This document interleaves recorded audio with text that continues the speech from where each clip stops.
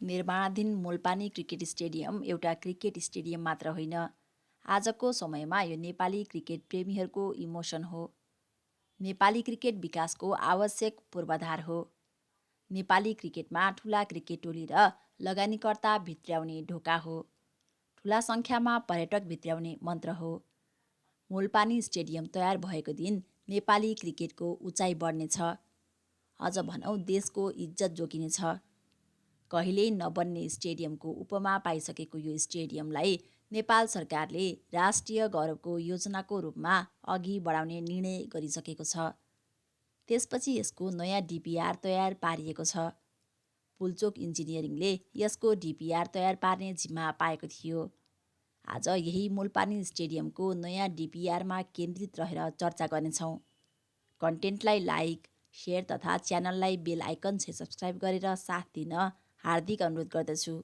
Mulpani स्टेडियमको DPR 2081 साल वैशाख 24 गते युवा तथा खेलकुद मन्त्रालयमा प्रस्तुत गरिएको हो।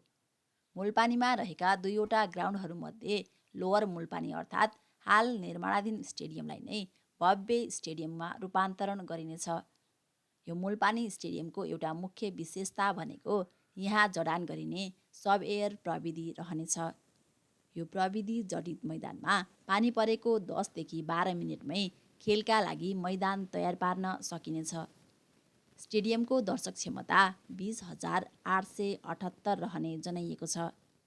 नयाँ डिजाइन अनुसार यस रङ्गशाला परिसरमा 3 तलाको बेसमेन्ट पार्किङ, पुरुष र महिला गरेर 300 क्षमताको खेलाडी होस्टेल, स्विमिङ पुल, अत्याधुनिक सुविधासहितको ट्रेनिङ तथा fitness centre, flood light, inbuilt sound system, digital display screen, 6वटा पिचसहितको indoor practice hall, outdoor practice area लगायतका रहनेछन्। डिजाइनमा दुवै मुलपानी ग्राउन्ड समावेश गरिएको छ र अप्पर मुलपानीलाई प्र्याक्टिस ग्राउन्डको रूपमा चित्रण गरिएको छ। विगतमा पनि मुलपानी ग्राउन्डको चर्चा चलिरहेकै थियो। जुन रूपमा यस आयोजनाका लागि बजेट निकासा हुन्छ त्यसरी नै अघि बढ्दा अबको 30 वर्षमा यो स्टेडियम बन्ने जानकारहरू बताउँछन्। राष्ट्रिय गौरवको आयोजनामा परिसकेपछि भने मुलपानी स्टेडियमको निर्माणले गति लिने विश्वास गरिएको छ।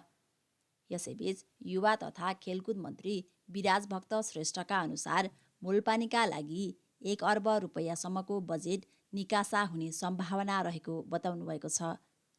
नयाँ डिपिआर अनुसारका स्टेडियम सहितका सम्पूर्ण पूर्वाधारहरू निर्माण गर्न 7 अर्ब 34 करोड 70 लाख रुपैयाँ लाग्ने अनुमान गरिएको छ।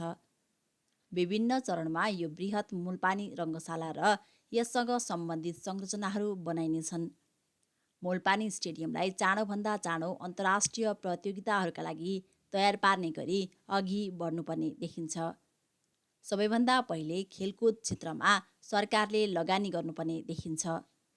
खर्चको मानसिकतालाई तुरुन्त बदल्नुपर्ने आवश्यकता रहेको देखिन्छ।